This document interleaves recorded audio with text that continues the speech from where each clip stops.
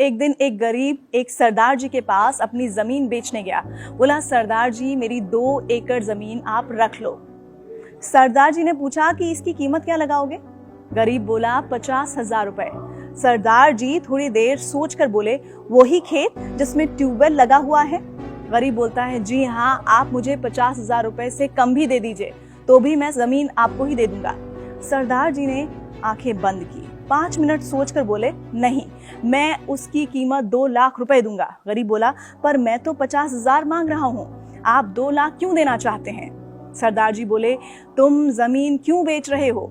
गरीब बोला, बेटी की शादी करनी है, इसीलिए मजबूरी में बेचना पड़ रहा है, पर आप 2 लाख क्यों दे रहे हैं? सरदार जी बोले, मुझे जमीन खरीदनी है, किसी की मजबूरी नहीं। अगर आपकी जमीन की कीमत मुझे मालूम है तो मुझे आपकी मजबूरी का फायदा नहीं उठाना। मेरा भगवान इससे कभी खुश नहीं होगा।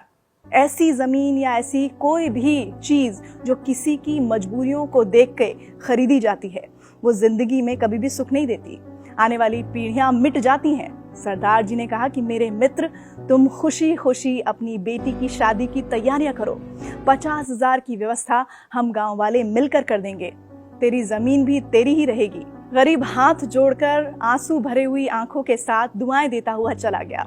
इस कहानी से हमें क्या शिक्षा मिलती है? दरअसल इस दुनिया में बहुत से ऐसे लोग हैं जो किसी इंसान की मजबूरी का फायदा उठाते हैं। किसी की मजबूरी का फायदा उठाना गलत ही नहीं बल्कि नैतिकता के विरोध में भी है। अगर कोई इंसान परेशान है, मजबूर है, तो हमें उसकी मजबूरी का लाभ उठाने के बजाय उस इंसान की मदद करनी चाहिए। याद रखिए, बुरा वक्त किसी पर भी आ सकता है।